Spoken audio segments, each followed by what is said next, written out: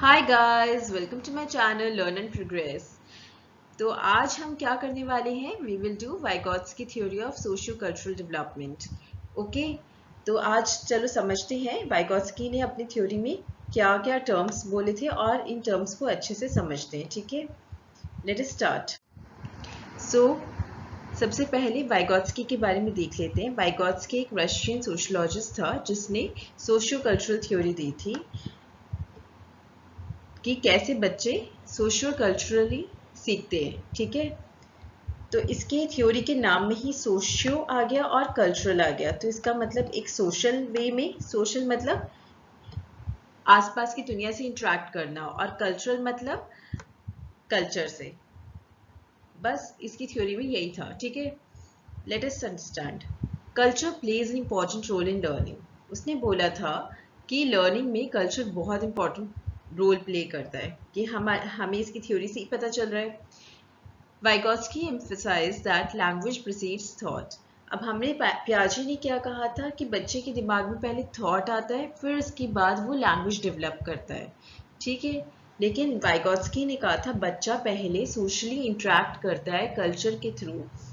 जिस कल्चर में रहता है वहाँ पे सोशली इंटरेक्ट करता है और फिर उसके पास लैंग्वेज आता है।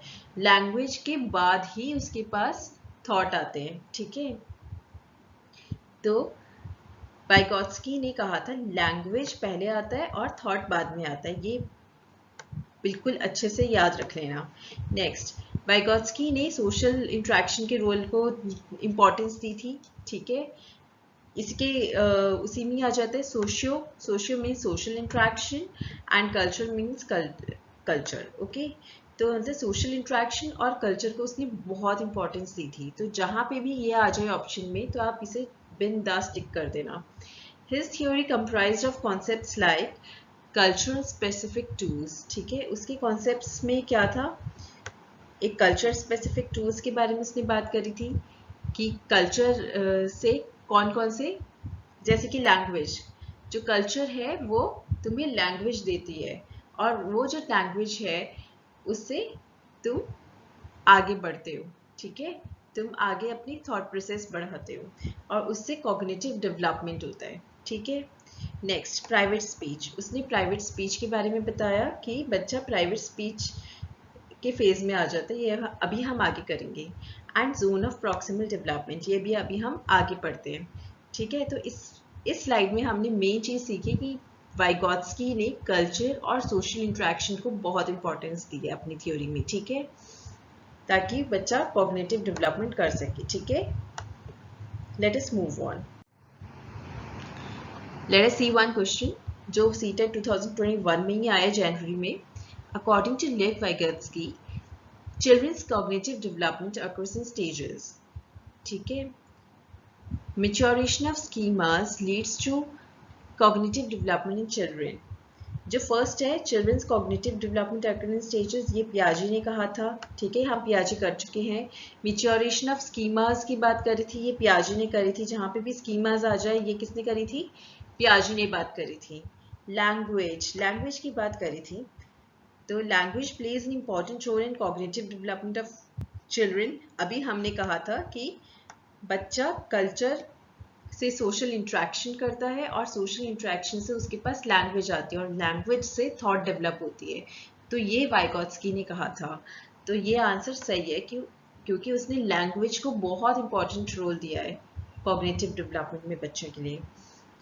Then children learn language through language acquisition device. ये लैंग्वेज एक्विजिशन डिवाइस जहां आ जाए ये चॉम्स्की ने दिया था। ठीक है, ये याद रख लेना, एलएडी कह देते हैं। ठीक है, चलो अब हम कुछ इंपॉर्टेंट पॉइंट्स देख लेते हैं इस थ्योरी से रिलेटेड। सबसे पहला, Vygotsky believe that infants are born with elementary mental functions. ये हमने पियाजे में भी देखा था। पियाजे ने भी यही कहा था कि बच्चा कुछ हेरिडिटरीली मेंटल फंक्शंस लेके आता है ना, फिर उसके बाद धीरे धीरे करके वो डेवलप करता है। ठीक है, एनवायरनमेंट के थ्रू। तो यहाँ पे वाइगॉट्स्की ने भी यही कहा था कि इन्फेंट्स जो हैं, जो बच्चा पैदा होता है तो वो भी कुछ बेसिक उसके मेंटल फंक्शंस होते हैं जो वो लेके आता है। ठीक है, जैसे कि अटेंशन, सेंसेशन, सेंसेशन मतलब गरम ठंडा उसे लगता है। ठीक है, परसेप्शन, परसेप्शन मतलब जो आपके सेंस ऑर्गन्स है उससे वो परसीव कर सकता है, जैसे कि आई से देख सकता है, नोज से स्मेल कर सकता है, तो ये सारी चीज़ें हैं। और मेमोरी, ठीक है, ये सब वो बच्चा लेके आता है। फिर उसके बाद क्या हुआ, through socio cultural interaction these are developed into more sophisticated mental processes which is referred to as higher mental functions, ठीक है। फिर उसके बाद जब वो सोशियो कल्चरल इंट्रैक्शन हो रही है, मतलब कि कल्चर और सोसाइटी से इंट्रैक्शन हो रही है, तो उसके बाद क्या हो रहा है, वो और भी सोफिस्टिकेटेड मेंटल प्रोसेसेस डेवलप कर रहा है, ठीक है, और भी ज़्यादा अच्छे कॉग्निटिव डेवलपमेंट हो रही है, और जिसके बाद उसे कहते हैं हायर मेंटल फंक्शंस, ठीक है। ओके, ये बात समझ आ गई। मतलब बच्चा जब पैदा होता है उसके पास एलिमेंट्री मेंटल फंक्शंस होते हैं, और धीरे धीरे करके सोशियो कल्चरल इंट्रैक्शन से वो हायर मेंटल फंक्शंस पे पहुंच जाता है। Next, the cognitive development vary from culture to culture. अब उसने ये भी बहुत इंपॉर्टेंट चीज़ है कि उसने कहा था कि कॉग्निटिव डेवलपमेंट हर एक कल्चर में अलग अलग होता है, ठीक है। Next, 3 forms of language, social speech. अच्छा, अब हम देख लेते हैं लैंग्वेज के बारे में। हमने पढ़ लिया उसने क्या कहा था सोसाइटी और कल्चर के बारे में। हम अब देख लेते हैं लैंग्वेज के बारे में उसने क्या कहा। उसने कहा कि 3 फॉर्म्स है लैंग्वेज की। जब तक बच्चा 2 साल का होता है तो वो बच्चा दूसरों से अच्छे से इंटरेक्ट कर करके सीखता है, ठीक है। सोशल स्पीच होता है, वो सिर्फ बाहर के आसपास के लोगों से इंटरेक्ट करता है, ठीक है, उसे कहते हैं सोशल स्पीच, ठीक है। फिर उसके बाद है नेक्स्ट प्राइवेट स्पीच। जब वो 3 साल का होता है तो वो अपने आप से बातें करते रहता है। आपने देखा होगा कुछ लोग या आप लोग भी कभी कभार अपने आप से जोर जोर की बातें करते हैं, अपने आप से बातें कर रहे हैं लेकिन थोड़ा सा जोर की बात कर रहे हैं, ठीक है। लेकिन 7 साल की उम्र में बच्चा साइलेंट इनर स्पीच पे पहुंच जाता है, कि स्टेज पे पहुंच जाता है। मतलब अब बच्चों को दूसरे से बात करने की या अपने आप से खुद से जोर जोर की बात करने की जरूरत नहीं होती। अब अपने आप से अंदर ही बात करता है, साइलेंटली बात करता है, अपने आप से ही बात करता है, अपने दिमाग से बात करता है, ठीक है। Next, let us do one question. The concept of private speech of children as proposed by Vygotsky, ठीक है। अब ये प्राइवेट स्पीच किसने दी थी, वाइगॉत्स्की ने दी थी, या अच्छे से याद रख लेना, ठीक है। प्राइवेट स्पीच जो सेकंड पार्ट थी, मतलब बच्चा अपने आप से बातें करता है, ठीक है, ये पियाजे ने नहीं दी थी। ये फरवरी 2016 के सीटेट के पेपर में आया है। लेट अस सी इसके प्राइवेट स्पीच का क्या मतलब होता है। Shows that children love themselves, illustrates that children use speech to guide their own actions, shows that children are stupid and thus need guidance of adults, illustrates that children are egocentric. आप खुद सोच के पहले आप comment करिए नीचे and then see the answer, ठीक है। अब वाइगॉत्स्की के प्राइवेट स्पीच का मतलब क्या हुआ, इसका मतलब ये है कि बच्चे अपने आप से प्यार करते हैं। ये नहीं हो सकता, ठीक है, सिर्फ और सिर्फ इस रीज़न से कि मैं अपने आप से प्यार करता हूँ और अपने आप से ही बातें करूँगा तो ऐसा नहीं होता। बल्कि वाइगॉत्स्की ने सोशल इंट्रैक्शन की बात करी थी कि वो उसी से ही सीखता है, ठीक है। Illustrates that children use speech to guide their own action, this is a correct answer. इससे पता चलता है कि बच्चे अब लैंग्वेज यूज करने लगे अपनी एक्शंस को गाइड करने के लिए, मतलब अपने आप को बताने के लिए कि अभी ये करना चाहिए, अभी ये करना चाहिए, अभी ऐसा करना चाहिए, है ना। तो this is use, this is the correct answer. Next, shows that children are stupid and thus need guidance of adults। मतलब प्राइवेट स्पीच के बारे में जब वाइगॉत्स्की ने बताया था तो उसने यही बताया था कि बच्चे अब अपने आप को खुद को कंट्रोल करना सीखने लगे हैं। वो खुद से जब बात करते हैं वो अपने आप को बताना शुरू कर देते हैं, अपने आप को डायरेक्ट करना शुरू कर देते हैं कि after this I have to do this this this. So वो अपने एक्शंस को गाइड करना शुरू कर देते हैं। इसका मतलब ये नहीं है बच्चा स्टूपिड है। illustrates that children are egocentric, ये भी नहीं बताता कि अहम केंद्रित है बच्चा, ठीक है, ये पियाजे ने दिखा था, ठीक है। Next question, sorry next part, हम एक एग्जाम्पल देख लेते हैं। इससे हम इसके बहुत सारे इंपॉर्टेंट कॉन्सेप्ट सीखेंगे, ठीक है। अब आप देख रहे हैं यहाँ पे एक बच्चा जो है स्केट्स चलाने की कोशिश कर रहा है, ठीक है, वो सीख रहा है, फर्स्ट टाइम उसने स्केट्स चलाना शुरू कर रहा है और धीरे धीरे सीख रहा है, अभी उसे अच्छे से नहीं आता, ठीक है। अब वो अपने आप ही ऐसे सीखते रहेगा तो उसका एक लेवल है जहाँ तक वो पहुँच जाएगा, ठीक है। लेकिन उस लेवल के बाद उसे किसी की हेल्प चाहिएगी आगे पहुंचने के लिए। वो अपने आप कितना सीख पाएगा? नहीं सीख पाएगा। हमें एक टीचर की ज़रूरत होती है कुछ आगे हमें सिखाने के लिए, पेरेंट्स की ज़रूरत होती है। हम अपने लेवल पे कुछ कहीं तक पहुंच सकते हैं, लेकिन आगे सिखाने के लिए एक इंसान की ज़रूरत होती है, दूसरे इंसान की, जिसके पास हमसे ज़्यादा नॉलेज हो उस फील्ड में।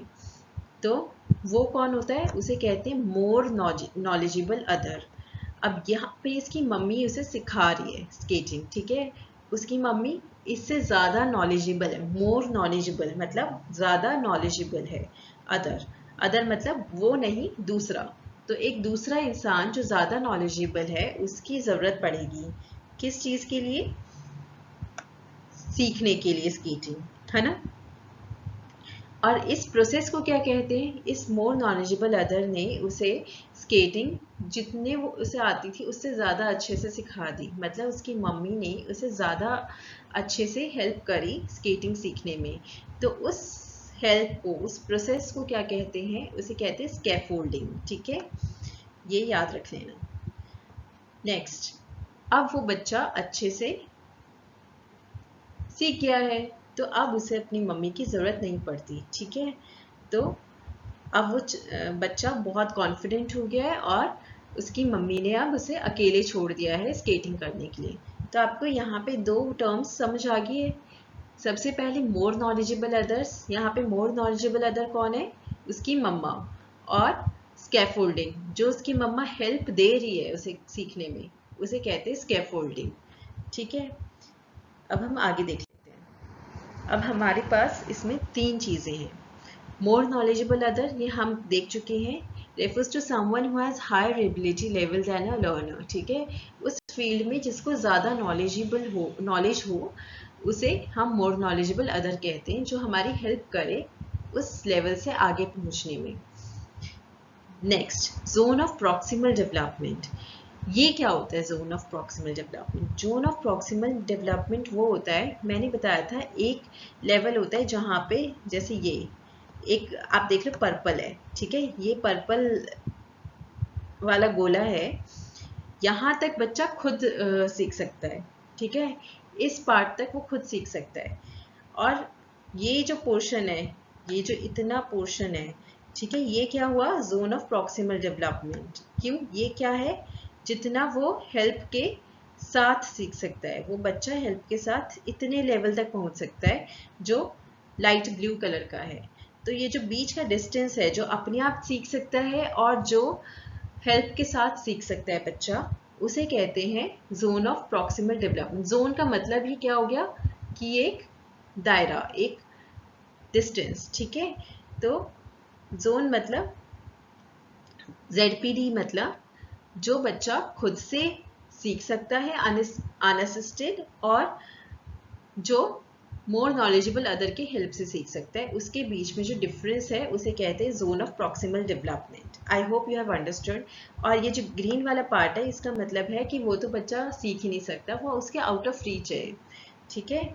मतलब इसके कहने का मतलब है, वाइगॉत्स्की ने कहा था हर एक बच्चे की एक लिमिटेशन होती है, वो जितना लास्ट तक सीख सकता है उसे कहते हैं जोन ऑफ प्रॉक्सिमल डेवलपमेंट, ठीक है।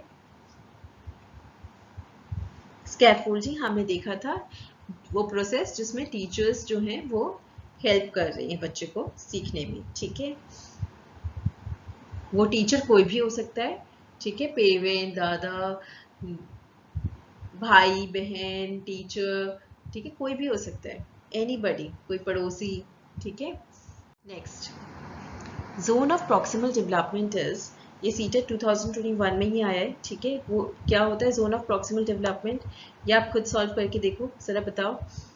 The process where two individuals who begin with different understandings arrive at a shared understanding. यहाँ पे दो इंडिविजुअल की बात करी गई है, तो जोन ऑफ प्रॉक्सिमल डेवलपमेंट में दो इंडिविजुअल्स की तो बात ही नहीं करी गई है, तो इसे पहले ही कैंसिल कर देना।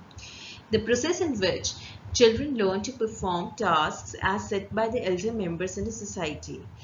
ठीक है, चिल्ड्रेन वो वाला टास्क कर रहे हैं जो एल्डर मेंबर ने सोसाइटी में पहले से ही सेट करी हुई है, हम इसकी बात ही नहीं कर रहे। द एरिया, वैसे भी जोन मतलब एरिया ही होता है, ठीक है। तो हम देख लेते हैं, शायद ये सही होगा। The area between child's current level of independent performance, है ना, चाइल्ड की करंट लेवल कितना है, ठीक है। अगर वो अकेले परफॉर्म करता है तो आज उसका कितना लेवल है, and the level of performance the child could achieve with the help of adults and more skilled peers. तो ये आंसर सही है, ठीक है। जोन क्या, जोन ऑफ प्रॉक्सिमल डेवलपमेंट क्या था, बच्चा जो अपने आप सीख सकता है और जो किसी की हेल्प से सीख सकता है, उसके बीच में डिफरेंस। तो C is the correct answer, right. So what are the criticisms on Vygotsky theory, right? So Vygotsky theory को criticize किया गया है। सबसे पहले उसने slower rate of cognitive growth को अकाउंट में नहीं लिया। इसका क्या मतलब है, Vygotsky ने कहा कि social interaction से बच्चों की मेंटल ग्रोथ होती है, कॉग्निटिव डेवलपमेंट होती है। तो कुछ बच्चे सोशली ज़्यादा इंटरेक्ट करते हैं, कल्चर लैंग्वेज भी डेवलप कर लेते हैं, बट स्टिल उनका कॉग्निटिव ग्रोथ बहुत स्लोअर होता है, लैंग्वेज बहुत धीरे धीरे डेवलप करते हैं, दो दे आर सोशली इंटरेक्टिव। तो उन बच्चों को उसने अकाउंट में नहीं लिया, ठीक है। लैक ऑफ एक्सपेरिमेंटल टेस्ट, ठीक है, उसने कोई एक्सपेरिमेंट्स नहीं करे, उसने सिर्फ और सिर्फ अपनी फाइंडिंग्स दे दी अपने ऑब्जर्वेशन के बेसिस पे, ठीक है। Next, he believe that learners actively engage in the acquisition of knowledge. ये तो आपको पता चल ही गया होगा, वाइगोत्स्की ने भी कंस्ट्रक्टिविस्ट थ्योरीज दिए, मतलब उसने कहा है कि बच्चे खुद सीखते हैं, अपने आप इंटरेक्ट कर करके सीखते हैं। तो जब उसने ये कहा तो उसने जेनेटिक्स को बहुत कम रोल दिया उसमें, कि बच्चा हेरिडिटरी भी सीखता है, पेरेंट्स के थ्रू जो जेनेटिकली आता है, जीन्स के थ्रू आता है, उससे भी बच्चा सीखता है, उसे बहुत कम रोल दिया है। और पैसिव एक्सपीरियंस, मतलब बच्चा, कुछ बच्चे ऑब्जर्वेशन से भी सीखते हैं, ज़रूरी नहीं है वो हर वक्त सोशली इंटरेक्ट करके सीखे, दूसरों से बात करके सीखे, वो दूसरों को बात करते हुए देख के भी सीख सकते हैं। तो वो पैसिव एक्सपीरियंस को भी उसने कम रोल दिया है, ठीक है। उसने हैंड्स ऑन प्रैक्टिस को भी कम रोल दिया है, कि बच्चे जो खुद एक्सप्लोर कर करके सीखते हैं, जैसे पियाजे ने कहा था कि बच्चे खुद टच करके एक्सप्लोर कर करके खुद सीखते हैं, हैंड्स ऑन प्रैक्टिस, ये पियाजे ने कहा था। Next, zone of proximal development is criticised as an umbrella term, ठीक है।